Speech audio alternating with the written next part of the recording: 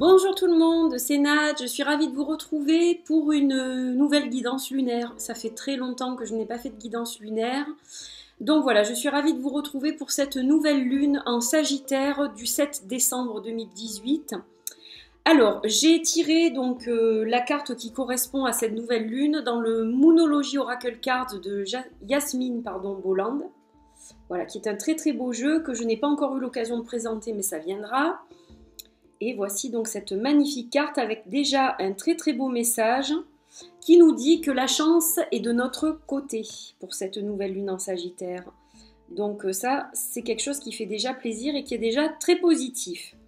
Alors, on va la mettre ici.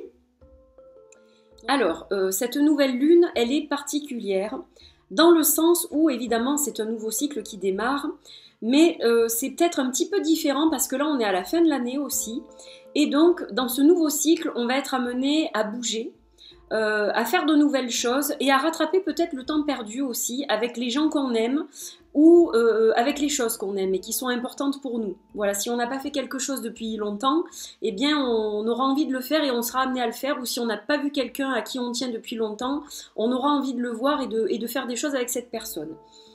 Alors, les choses importantes, donc ça peut être les voyages, les fêtes, les célébrations, les rencontres, être en société hein, avec d'autres personnes. Tout ça, ça va nous régénérer et ça va nous aider à finir cette année sur une note positive. Mais pas seulement, parce que ça va également en fait permettre de poser le ton pour l'année prochaine, pour 2019. Donc, qu'est-ce qu'on a dans le top priorité de notre liste, dans notre wish list? La liberté. La liberté de faire des choses. Donc en fait, ça signifie surtout que nous nous libérons de certaines obligations pour pouvoir faire des choses qui nous font davantage plaisir.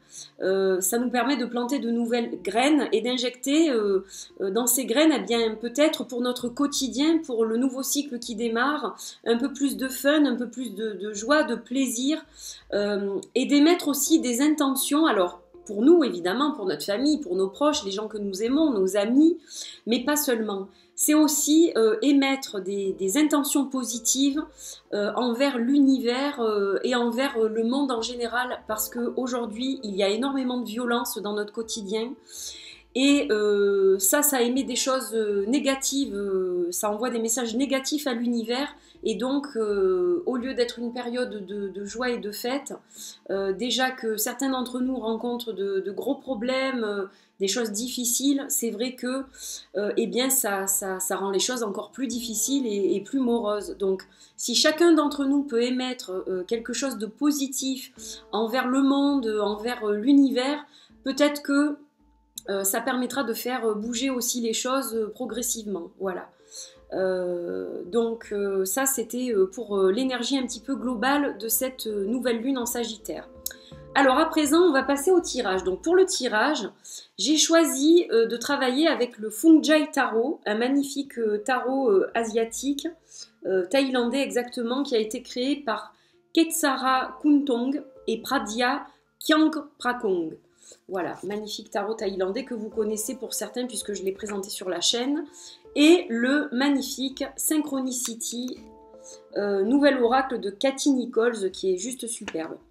Donc le tirage, il est devant moi. On a une petite déesse lunaire qui nous accompagne avec plein de cristaux pour nous donner de belles énergies. Et puis j'ai les senteurs de cette bougie de Noël qui sent très très bon, la vanille, le caramel, la cannelle. Donc voilà, on est dans l'ambiance.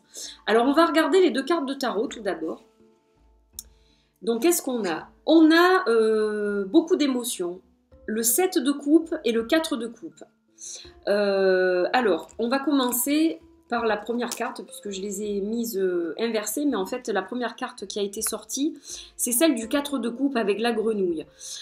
Alors, le 4 de coupe, donc ça signifie qu'on en a un peu, justement, en cette fin d'année, pardon, je veux parler trop vite aujourd'hui, en cette fin d'année, on en a un peu ras-le-bol, ras la casquette, quoi. Hein, on est un peu blasé par l'actualité, par notre quotidien. Et bon, ben là, il est temps d'y remédier justement par rapport à cette nouvelle lune. C'est le parfait moment, vous avez vu dans ce que je vous ai dit précédemment, avant le tirage. Donc là, il est temps de faire un break et de mettre des choses un petit peu plus sympas dans notre vie afin de remédier un peu à la morosité ambiante aussi et se faire plaisir. Donc on a aussi la carte du 7 de coupe. Alors, avec ce 7 des coupes, on a une carte qui nous parle un petit peu d'illusion, voilà, de choses, de rêveries, de choses comme ça.